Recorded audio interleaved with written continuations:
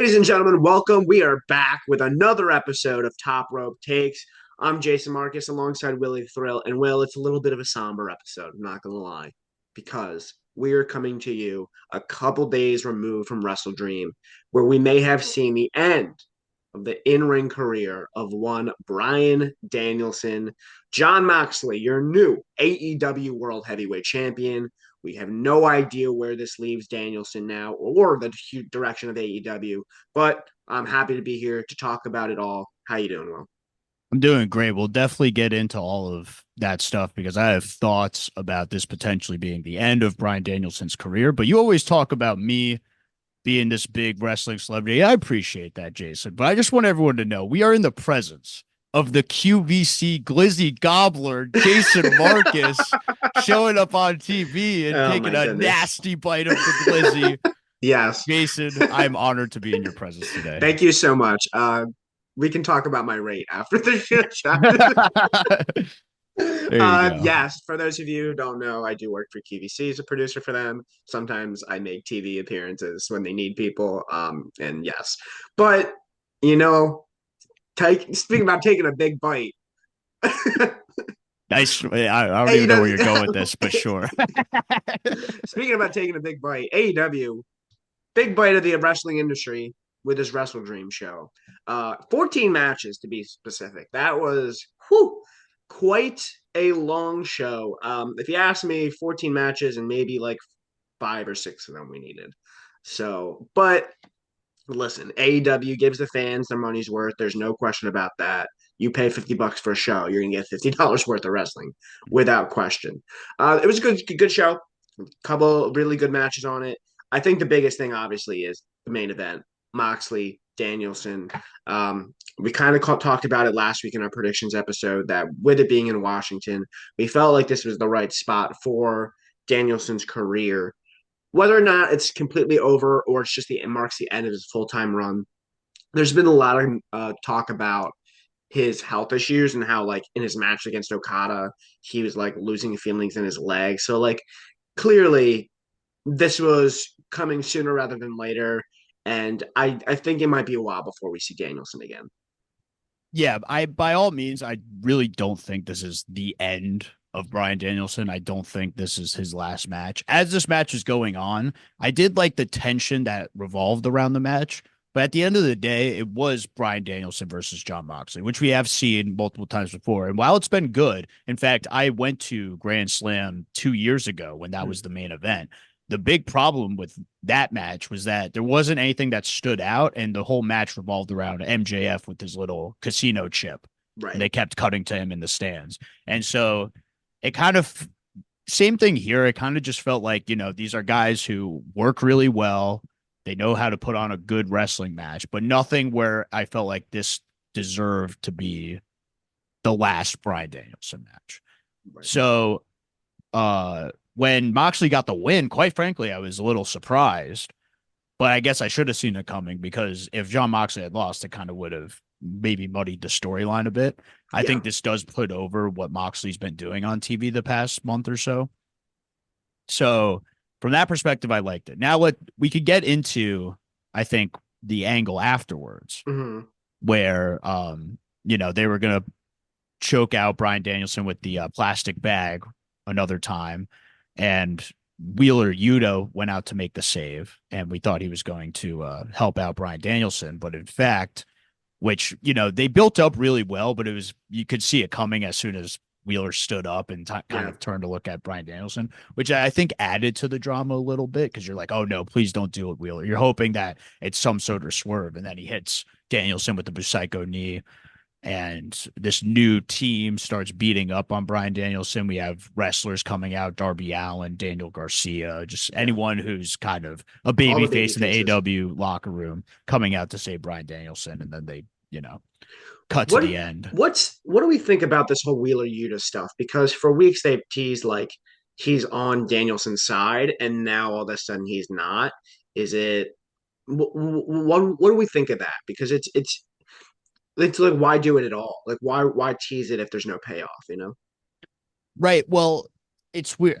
Like they do have stuff to pull from in the past. I will give them that because it was those years ago when Daniel Garcia beat Wheeler Yuta Mhm. for the Pure Championship, and Bryan Danielson actually helped Daniel Garcia put on the belt. Wheeler Yuta told Bryan Danielson that Daniel Garcia was going to turn his back on him at some point, and he Daniel Garcia did. So Mhm. Bryan Danielson didn't listen to Wheeler Yuta. There's things they can pull from to kind of make this make sense. I think ultimately what it's going to come down to is John Moxley is telling Wheeler Yuta more about this vision and this higher power that Mhm. seems to be revolving around this group. And Wheeler Yuta had no choice, which is why he was so conflicted even when he attacked Bryan Danielson Right. about doing this whole thing. So I'm going to give it a little bit of time for them to explain all of this and why Wheeler Yuta chose to side with Moxley, why Moxley has gone down this path. Mhm. But I got to ask you, did you expect to see this higher power debut on WrestleDream? Are you okay with this upper being not being revealed No, at I this think point in that's time? no, I do. I actually think that's the right call because Okay. I think it would have overshadowed the main event and which is the biggest story right now, which is Daniel Bryan or Bryan Danielson losing. And I think the more you can wait to put it off, the better because it gives people an interest. Like once you reveal it, people are either going to decide they like it or they don't, and then they're going to tune out. At this point, as long as you keep it interesting and a mystery, people have a reason to watch. I think we could see it as soon as this like Wednesday night on Dynamite. With Moxley being new world champion, I think you very well could see the reveal this coming week. Do you think we got any indication, any more hints about who you think it could be? I personally didn't, but I'm concerned about this potentially going too long because Yeah. it reminds me of a little bit is the Devil storyline last year. Hmm. If you recall, the Devil storyline went on for a long time, which then built up expectations as to who the Devil could be, even though there was an obvious answer Yeah. in Adam Cole. The signs were all there. And maybe we will see hints over time that make it more obvious who this higher power could be. But as you go on week by week without revealing who this person is, the more you're going to build expectations for the fans, which means it has to deliver on those expectations. Yeah. So it has to be someone big. And I'm concerned that if it's not someone big and they hold off for too long, it's going to be another flat reveal, just like Hmm. the Devil was last year. So that being the case, I do think I could see them if they do have a big reveal in store, them holding it off till World's End because World's End can almost be this pay-per-view where, you know, this is when things kind of come to a Right. close and we start a new chapter with whatever we're doing in AEW. And the new chapter could involve this higher power, which, Yeah. you know, we've speculated on before. We've made our jokes about Shane McMahon. You Hmm. know, you said Kenny Omega, which I really like. And I think the timing would actually line up with Yeah. Omega coming back and As a him heel, winning though, at right? World's End. Well, yeah, if he's team up with Moxley, of course. Right. But it would also make it would be interesting to see that dynamic mixed in with whatever the EVPs are doing Yeah. and how that conflicts with each other. Because if those guys are heels and Omega's a heel, but on a different faction, then Yeah. how does that come into play later on? But there's also other reveals. Like I'm probably blanking on someone, or Hmm. maybe there will be someone later on who becomes available who they can insert in that role. But it does have to be someone of like a top tier caliber, like a borderline household name as far Right. as the wrestling world is concerned. No, I think you made a good point about it last week. Like, I think if you're gonna do the storyline at all, the biggest issue they didn't, like we said last week in '99, was that they didn't have a plan for who it was. So I don't think they're making that mistake again. I think they know who it is, and I think they have it all figured out. I really do. Whether or not I agree with their story, we'll see. But I do think they have a direction. I don't think they're going around aimlessly, Right. like gonna figure it out. They probably do have someone, but the question is that someone who they're satisfied with? Is that Right. satisfactory for the rest of the audience? Yeah. Well, we're gonna find out. You brought it up a little bit about how this reminds you a lot of the Devil story from last year, or maybe 2 years ago at this point. I don't even know. Well, we got the return of the devil himself. Actually, Adam Cole made his long-awaited return to wrestling after being out for must have been at least a year with an ankle injury, which is a crazy injury to be out for that long for. But I'm happy to see Adam Cole. What about you, Will? I'm happy to see him too. I think it was more than just the ankle injury. I think you also had to figure out what's a good way to Mm-hmm. put him back into a storyline. And it was last year because I actually did go to that World's End event. It Oh was in wow. Nassau Coliseum, I Mm-hmm. believe, on Long Island. And yeah, that's why I was like, I was so excited to go there and witness the reveal of the devil. And then when it ended up just being Adam Cole, my friend and I were there like, oh yeah, well, that's what We we could have told you that. expected. Yeah. Yeah. But yeah, no, it's good to see Adam Cole back. Good to see MJF back in the fold as Mm. well after filming Happy Gilmore 2. I saw like a little preview of what his role could be. I'm definitely excited to see him actually get more of an on-screen presence Mm. than in the Iron Claw. Yeah. But that being said, do I'm really I mean, I just gotta say it. I don't know if I'm interested in an MJF Adam Cole storyline again. I think we got a lot of it last year, and I kind of got my fill. I think they can Yeah. make it interesting, and maybe if it's a one-off, I could kind of get on board with that. But I don't want to see this be like some big long-term storyline with MJF and Adam Cole going on for the next 3 to 6 months. No, I agree. I mean, it's we're too far past, off the tracks or down the tracks, as they say. Like you have missed their moment because of injury, and that's unfortunate. But like, yeah, we've just moved on. It's so hard to go back to a year from today and recapture that momentum and that feeling. So, I mean, I am happy to see Adam Cole. I agree. I think they have to do something with MJF just to wrap up, the questions left unanswered. But yeah, I think the sooner he gets a new direction, the better. Who do we want Adam Cole to work with? Just on the AEW roster. Yeah.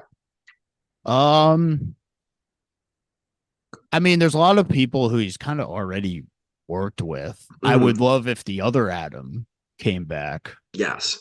and we got like a little Adam Copeland, Adam Cole kind of battle there.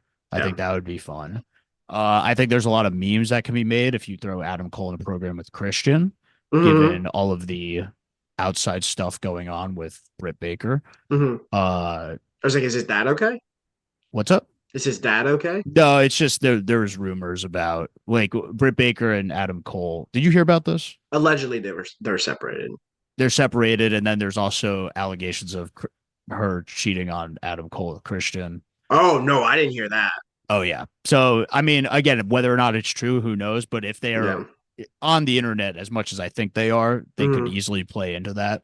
Yeah. Um, I yeah, I mean, I think Adam Cole has the capability to make whatever program he's in somewhat intriguing or Mm-hmm. exciting. It just Yeah. has to be the right person. Maybe it's Swerve. Yeah, I don't think we've seen Adam Cole and Swerve I kind think of go at it. that's a good one.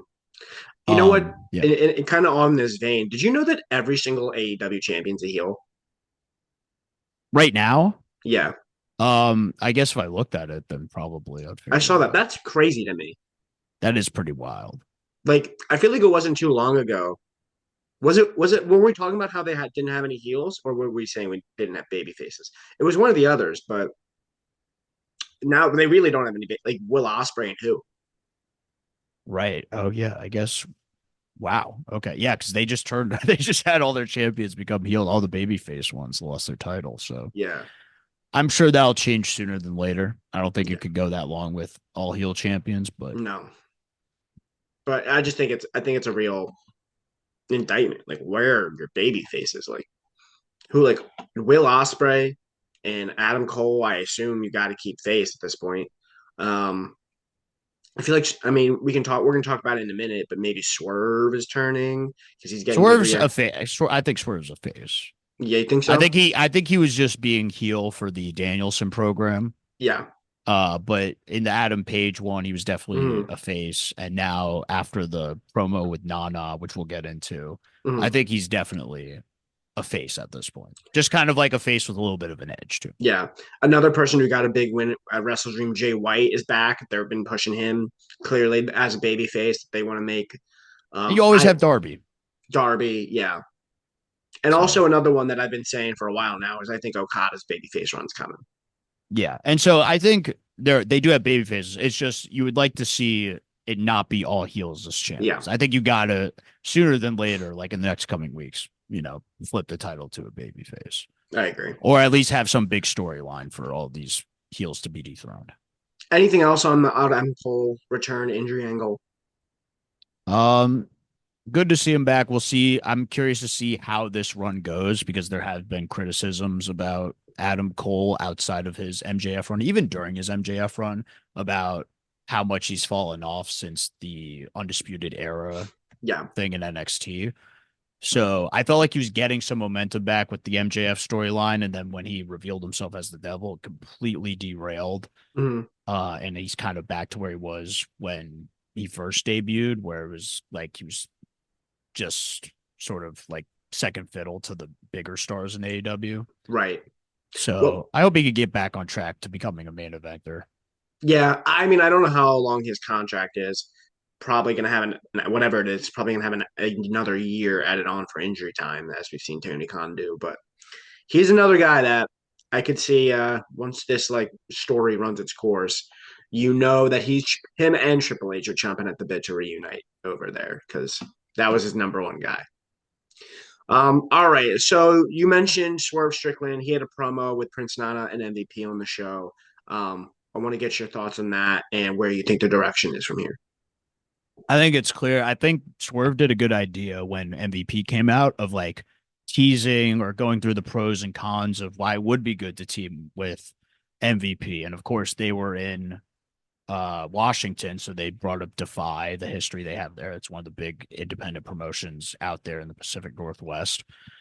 Uh, but he also, we kind of teased a little bit some of the Mm, bad things that Nana has done. Like with Nana by his side, he's lost his championship, he lost his childhood house, he lost that cage match to Adam Page. mhm. So they did a good job of like teasing or giving the kind of reasons why it would make sense for him to go to MVP. But at the end of the day, he considers Nana family and wants to stay by Nana's side, and he doesn't turn his back on family for anyone. Right. So rejects MVP's offer. Shelton Benjamin gets in his face, which I also thought Swerve did a good job putting over Shelton Benjamin about him being so influential to black wrestlers that are coming up from Swerve's generation. So they did a little face to face. I think we all know where this is going. I think inevitably Bobby Lashley will make an appearance, and I could see that being the direction for Full Gear. We get Swerve versus Bobby Lashley, and then during the build up, we could get a little Swerve Shelton Benjamin action, Mhm. and I'm looking forward to it. But I do think this turns out better if somehow MVP is able to sway Swerve and kind of get him to come to his side. I Yeah. guess what we were discussing about there being a lack of baby faces might prevent that particular situation from happening because you kind of need a Swerve. Yeah. But there's other people I think you could turn face in lieu of turning Swerve heel. Well, that's another good point. Just say Bobby Lashley comes in and he's teaming with Shelton Benjamin, even if it's just those two. Swerve has to find somebody to align with him, right? So, who is most likely to work with Swerve to take on this Hurt Syndicate? I there's a name that came up and I don't think it's gonna happen, and I don't want it to happen.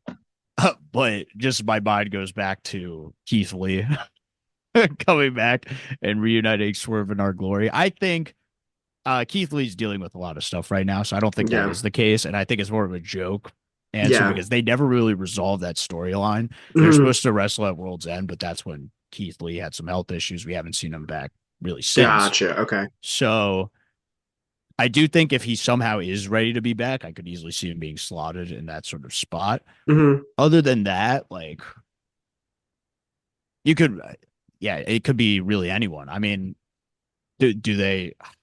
Another name that I just thought of was like Brian Cage because of his vocal embassy, but even then, that's not really Yeah, exciting. that's so That's like really just to watered do that to down. do like a Cage Lashley standoff, which I think Right. would be kind of cool. Yeah. But ultimately, I think it's not about necessarily who Swerve finds as a partner, but Mhm. just because I think what you could do is Swerve tries to find a partner, but because he's wronged so many Mhm. people in the past, he ultimately can't find anyone. And he's Yeah. just got to realize, like, look, I've made my mistakes. I need to do this by myself if I want Does to this get past lead this. to a reconciliation between Swerve and Hangman? I don't think we're there yet. I think Yeah. that's a long time coming. I Yeah. mean, there would have to be like this new faction of Bobby, Lashley, Shelton Benjamin, MVP. Mhm. Not that it's new, but like new in Yes. AEW. Yes. Um, they would have to really wrong Hangman Page like to another level for him to Right.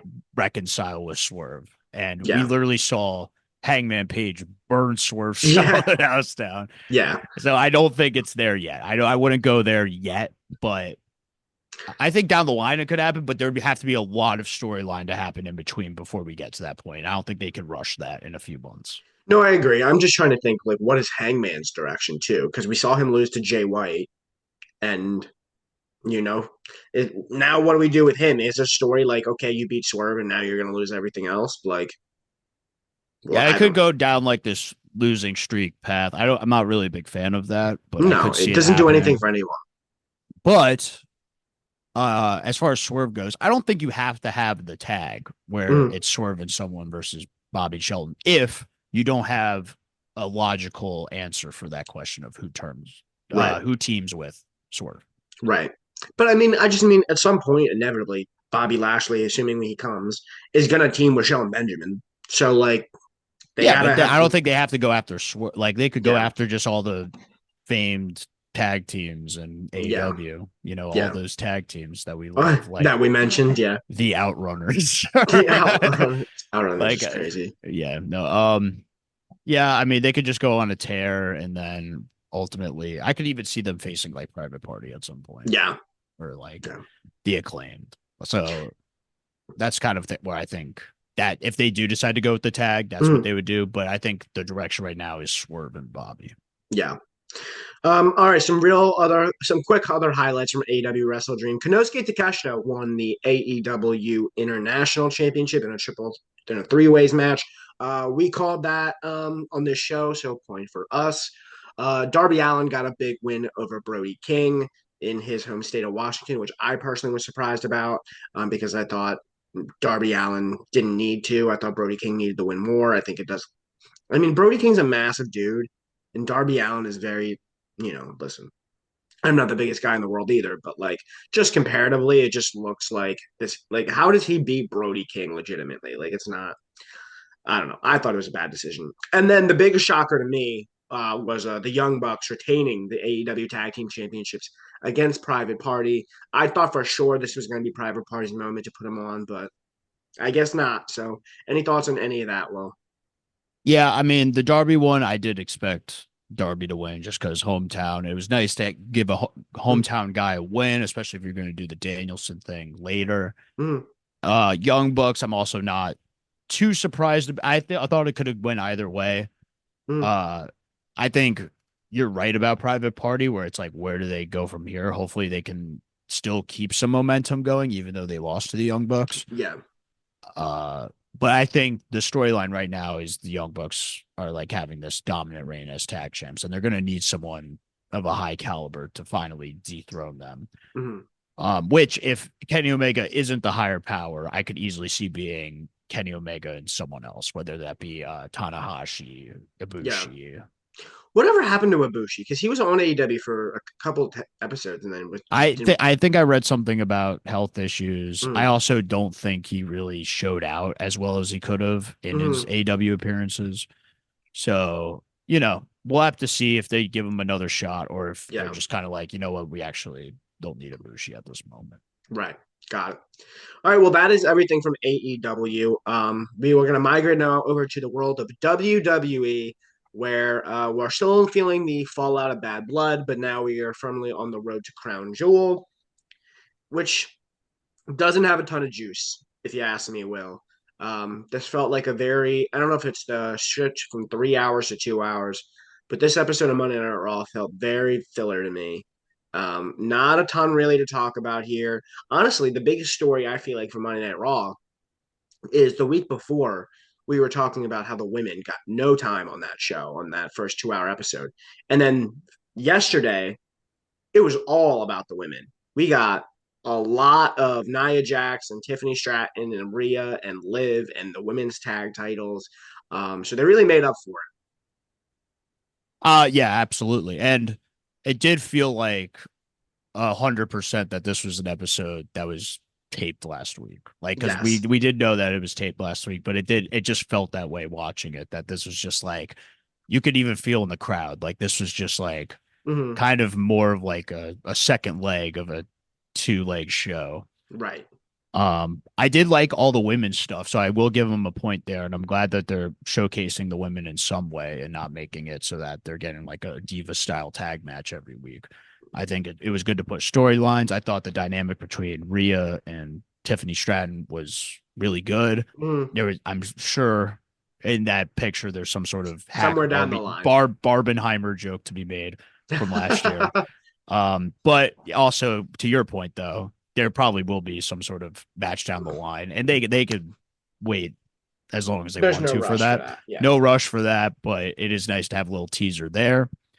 I enjoyed all that stuff. I liked the thing at the end with Tiffany and Nia, where Nia was basically like, dude, Liv's down. Like, you could go Mm-hmm. cash in. And Tiffany almost had to be reminded, like, oh, there is another championship I could Right. cash in on. And going after Liv, but then Dominic making the save. So I thought all of that worked out really well. And yeah, did you just want to go down Raw or Yeah, we can talk about it. The one thing yeah? I had to really say about it all was like, one, first and foremost, biggest takeaway, Tiffany Stratton's a star. She is clearly like future women's champion, like main event. Like she's the biggest. Like she was her aura was up there with Rhea. Like that feels like a future WrestleMania match. And at a degree that I actually don't even think Liv or Nia do. Um, and then the other part of that too was, and I've talked about this in the past, but I've just thought that the whole storyline between Nia and Tiffany has gone too quickly. And I feel like they've kind of fast forwarded it a lot. And now the dynamic's just weird. Like on SmackDown this past week, Nia Jax and Tiffany had a promo in the ring, and Nia like put Tiffany in like a headlock and like gave her like a noogie or something like that. And I'm like, why is Tiffany even standing by her at this point? Like she's a beast of a woman. She could beat her ass. Like why? What is Tiffany's motivation for continuing to be friends with Nia at this point? It doesn't. That part doesn't make sense to me. I think I think there's still the storyline being told. I get what you're saying, but the storyline being told is that Tiffany actually is afraid of Nia Mm-hmm. and doesn't think she could just straight up beat Nia one on one, which is why she's trying to find different ways to cash in on Nia, Mm-hmm. like during the match specifically, to try to take away her championship because she knows like maybe when she tries to cash in during the match, she could pin the other person, win the Right. championship, and maybe avoid Nia that way. But Mm-hmm. it was interesting. That's why I like the dynamic they had on Raw, where Tiffany wasn't even aware of the fact that like she could have just cashed in on Liv, or maybe like that's one angle you could take it from, or you could take it from the perspective of she doesn't want Liv's championship at all. She Yeah. doesn't care about that championship. She specifically wants Nice. Nia Jax's championship, which I think, and the reason why I think this is being kind of fast forwarded is because I think at Crown Jewel is when we're going to get the cash in. So do I. Because I think there's a lot that can be played. There's a lot of drama that can be had with both champions Mm-hmm. going at each other, where you think Tiffany could go one way, cashing in on Liv. You could think she could go the other way on Nia, and ultimately it will resolve in her cashing in on Nia Mm-hmm. and winning the championship. Although I could also see, and this is why I think there's a lot of drama behind it, because Raw's kind of lacking in stars. I think there could easily be a case where you could have her tease a cash in on Nia, but ultimately she cashes in on Liv and Right. takes the championship. Yeah, I could see that as well. If Tiffany cashes in at Crown Jewel and wins a championship, whether it's Nia's or Liv's, does she also win the Crown Jewel championship? Well, that's what I was considering is if she cashes in the middle of this match, Mhm. are is everything on the line? Like, could she win both Could championships she win all and the Crown three? Jewel championship? And then she could go win the United States championship and the Yeah. Intercontinental championship. No, I'm just kidding. But so it would be fun to see Tiffany shine with like 20 belts. I think that would Yeah. be kind of a cute thing. But if I think what will happen is we get a definitive winner between Nia and Liv, Yeah. and then Tiffany will cash in afterwards, just so that doesn't muddy the waters as far Yeah. as. Or, I mean, that's another interesting thing you could do though, because she could cash in, but the contract only says for one championship. She pins someone. Yeah. Which championship does she win? Like maybe she pins Liv, but Nia's championship was on the line because that's what she was trying to go after. I don't know.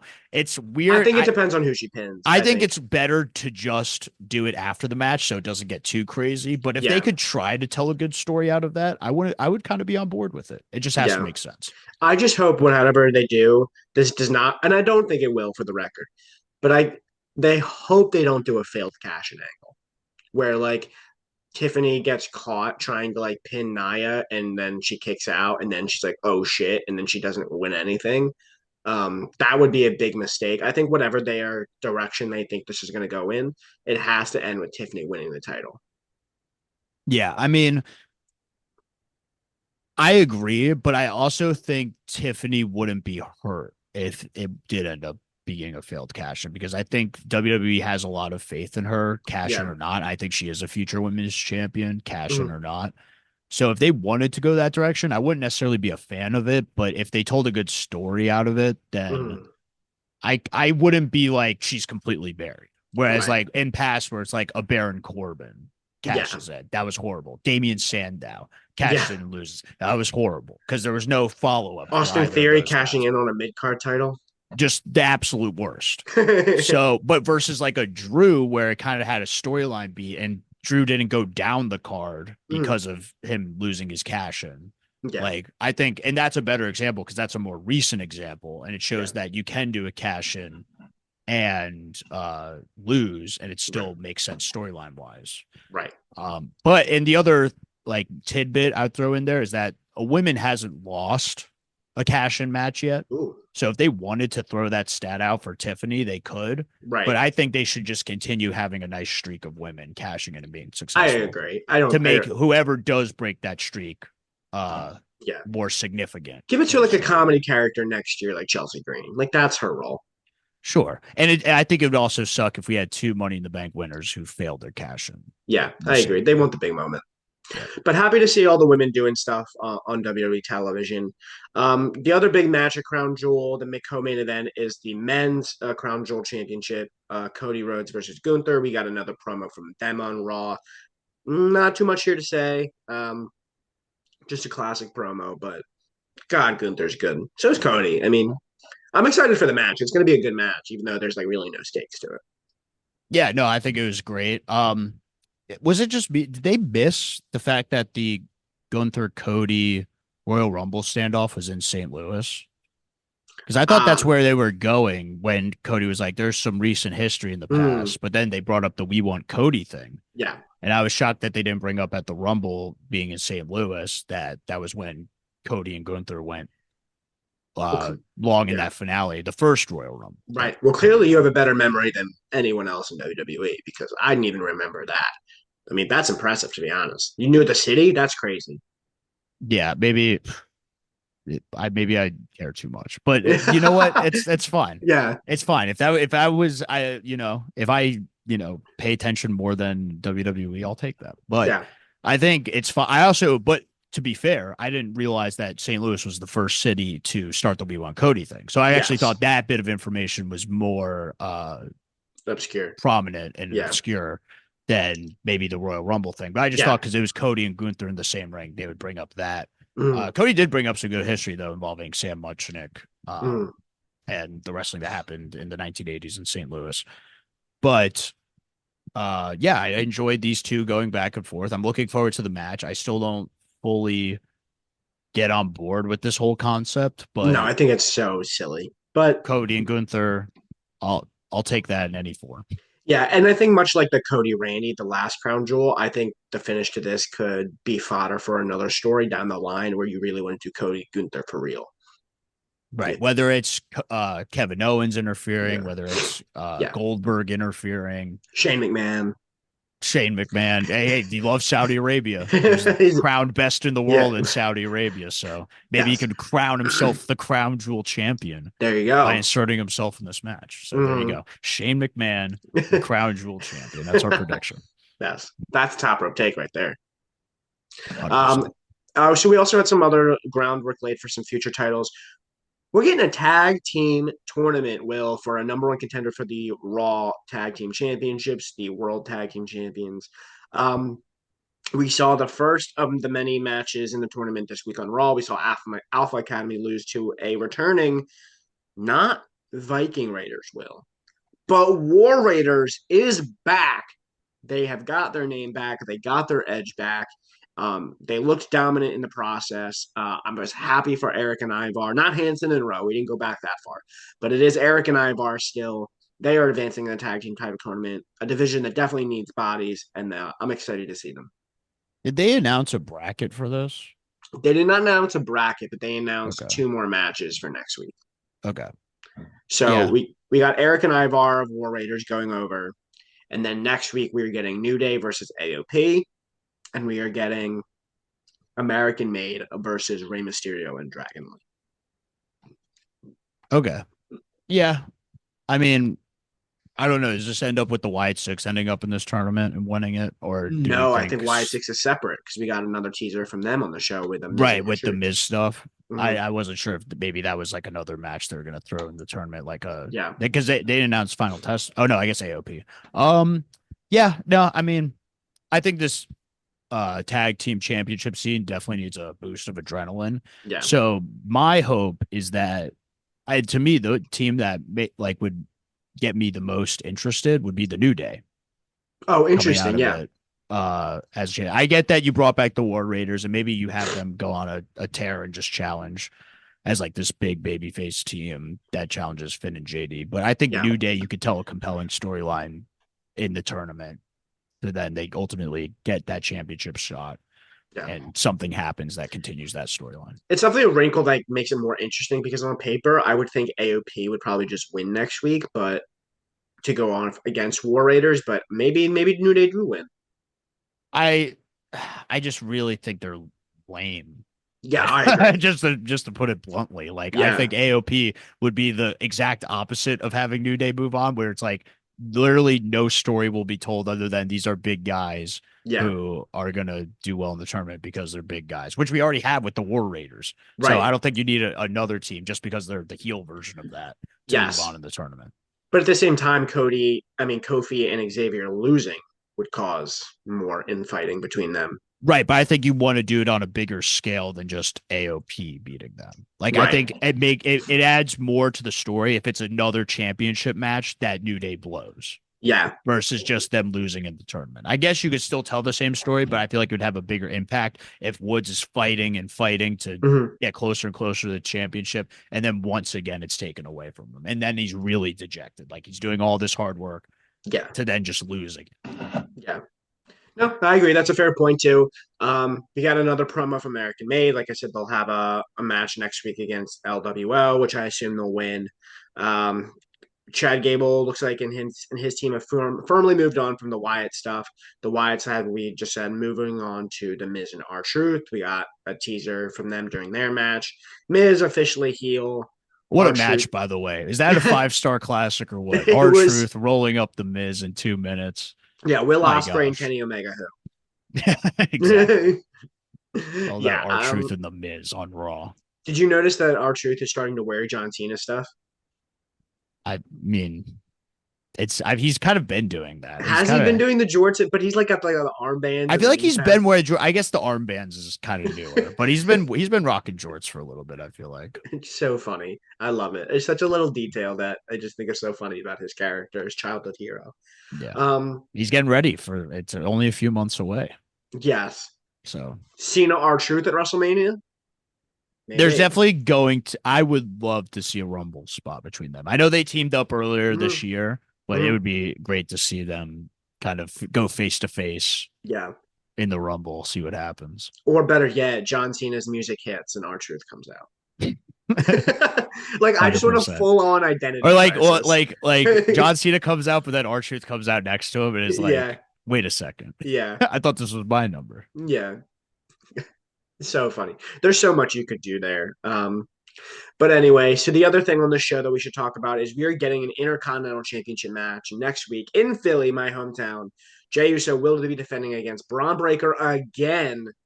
Man, this is a quizzical spot, Will. We talked about it last week, but like, yeah, what are you doing here? We're gonna have Jey. Neither of these guys should be losing him again. Like, I have no idea what their direction is with Braun Breaker. I mean, you and I are the last two people on earth who should be predicting what Braun Breaker should be doing, but like, this just feels like a really bad decision.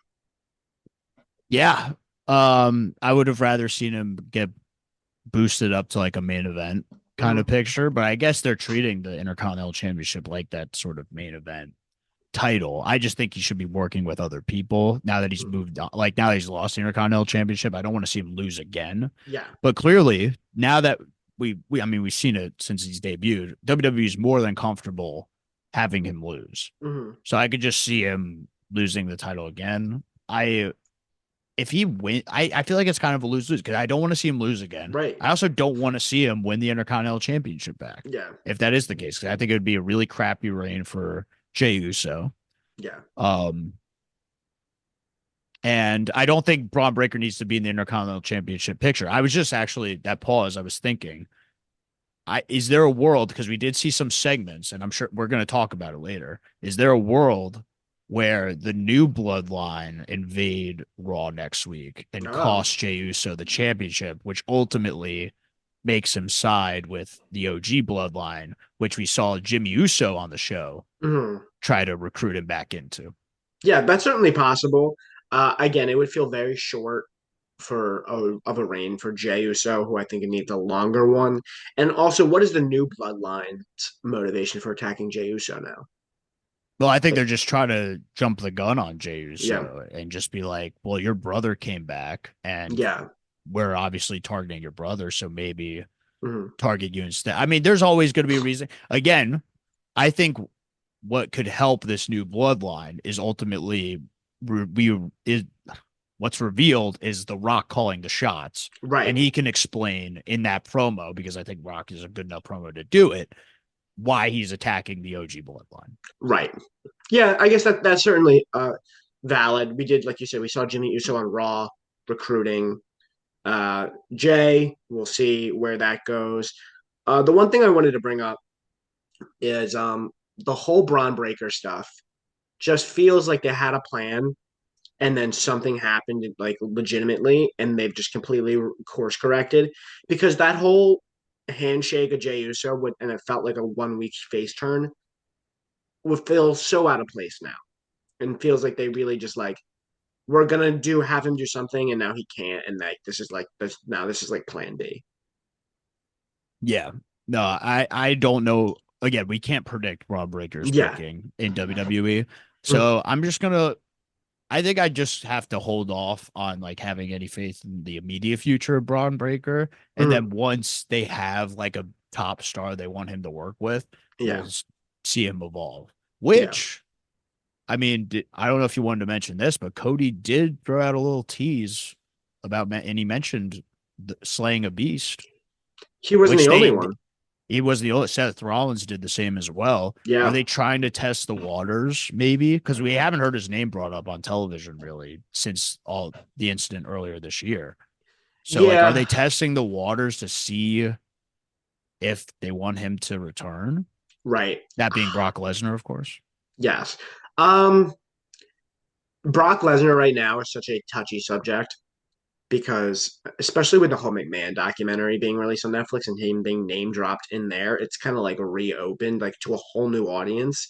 Like even out of like, granted, I don't know how many non-wrestling fans watched the McMahon documentary, but like if you I would didn't say a know lot did though. Like I wouldn't be surprised if most wrestling fans watched the McMahon documentary. No, I'm saying non-wrestling fans. Oh. Like who watched that documentary and didn't know most of that stuff, Well, it's funny because the people who aren't wrestling fans, who know I'm a wrestling fan, asked me if I saw the documentary. So I think there actually were a decent amount of people who weren't Okay. wrestling fans who dived into the documentary, but it's obviously people who had some sort of interest in wrestling. I don't think Yeah. there's anyone who had no interest in wrestling, no Yeah. uh, Made it through nine idea of it episodes whatsoever, who, or yeah, six. 6 episodes of Mr. McMahon. My point with all that is saying that because Brock Lesnar was name dropped in that docu series as being part of a trafficking situation. If you didn't know, most people know now, and I just think the timing would be weird. Granted, I don't think it's an accident that they referenced him twice on Raw. I just think it's a sticky situation. Yeah, I think ultimately, I think it's going to be a case where Mm, they have to wait till the lawsuit is settled yeah, and they really have to clear Brock's name before bringing him back. Because if he's involved in any of that stuff whatsoever and it comes out that, yeah, it's true and he's guilty, then you can't have him back. Like it's yeah, just as simple as that. yeah. And they already spent they spent a ton of money to get him out of the 2K game earlier this year because of the things that were said. Oh, So really? I don't think they're going to want to spend even more money to try Get to him back. bring him back, especially if it comes out later that he is guilty. Yeah, I just think TKO specifically, like as a merger of the WWE and UFC, like Brock Lesnar was like their number one like pony that they probably wanted to like tie themselves to. And so it's kind of it's an unfortunate situation all around for everybody. So we'll see. I can't predict what they're going to do. Yeah, like Um, if they do bring him back, just the last yeah, note though, if they do bring him back, it's clear that they have enough evidence and enough faith mm, that they bring him back because at this point you don't now that McMahon's gone, you don't want to lose any of this new good faith that this new regime has. yeah, And it would lose a lot of good faith if he comes back and if comes out to be true all this stuff that yeah, happened or it comes out that, he did play a part in this yeah, allegation. So, yeah. I would hope that if it does come back that WWE did everything they could to try to figure out what yeah, this result was going to be. yeah. Last couple things we talked about Seth Rollins referencing Brock Lesnar. They had a couple promos building to a Seth Rollins Bronson Reed match, so that's still very much in play. Um, on SmackDown, we had Roman Reigns, Jimmy Uso go up against Solo Sikoa, and the new Bloodline beat down the OG Bloodline. So a lot of the moving parts here. I feel like for a while, Will, we were on a streak of like a lot of like hot angles and stuff to talk about. This definitely has felt like a transitional week. Yeah, 100%. Especially because they had The Rock at Bad Blood, and Mm, then they didn't have him on the next SmackDown. I think the storyline will continue when The Rock makes his yeah, next return, which they might just be waiting for until after Crown Jewel because they have the stuff they want to build for Crown Jewel. I yeah, did though enjoy the dynamic between Roman Reigns and Jimmy Uso during the hmm SmackDown promo on Friday because I thought it was a nice change of pace for Roman Reigns to be like, normally I say acknowledge me, now I want you to acknowledge him.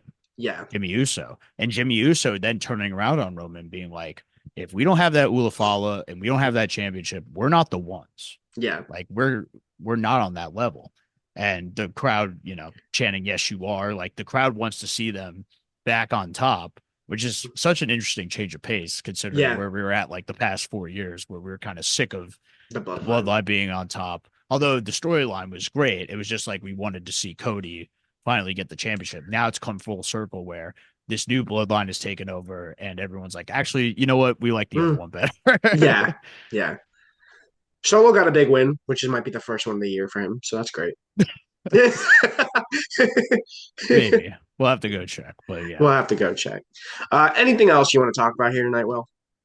I think we're pretty good on all this Yeah. stuff. We got past a big slew of pay-per-views and big time shows between both WWE and AEW. Yeah. Crown Jewel coming up later on, and ultimately, I am excited for what's to come. I'm curious to see what the direction is for War Games, and I'm curious to see how AEW starts to play things out with this John Moxley storyline heading into Full Gear, hmm which we will Uh, be talking about for the next couple of weeks. So stay tuned, subscribe, definitely keep an eye on the channel.